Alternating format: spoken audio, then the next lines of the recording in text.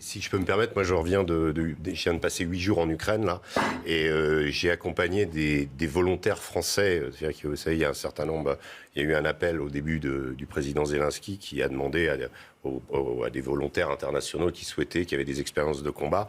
Et donc j'ai accompagné 3 Français, dont un qui a déjà été militaire avant, et 2 qui avaient combattu ensemble au Rojava avec les Kurdes contre Daesh. Donc des gens qui avaient des expériences militaires.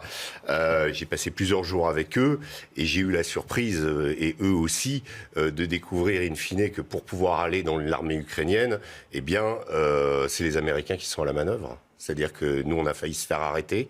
On a été confronté à un Américain qui est venu nous dire « Ici, c'est moi qui commande ». C'est pas les Ukrainiens qui commandent, c'est moi qui commande. Je parle de la formation et de l'enrôlement dans l'armée ukrainienne de volontaires internationaux. Voilà. Le type m'a même donné son nom. C'est un ancien de la guerre d'Irak. J'ai fait mes vérifications. C'est un reportage qu'on peut retrouver dans le Figaro Magazine de cette semaine.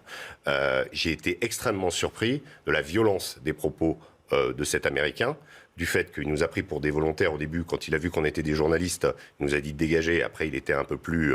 mais en l'occurrence, c'est moi qui commande. Vous enlevez les puces de vos portables, surtout les puces internationaux. On vous donnera d'autres puces, etc.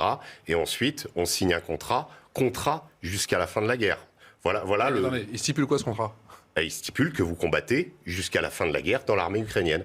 Et qui est à la manœuvre ? Eh bien, ce sont les Américains. Je l'ai vu de mes yeux vus. C'est pas, alors, ce n'est pas l'armée américaine officiellement. J'ai compris. Évidemment, vous comprenez. On ne va pas le dire.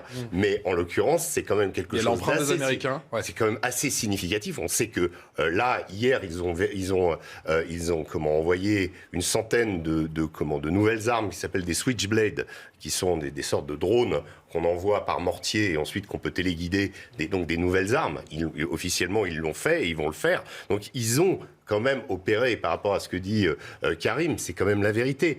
Moi, j'ai eu l'impression un petit peu, quelque part, que cette guerre, au-delà de l'aspect romantique, moi j'ai l'impression d'être avec les brigades internationales, et in fine, je me retrouve avec le Pentagone, quoi, en face. Donc,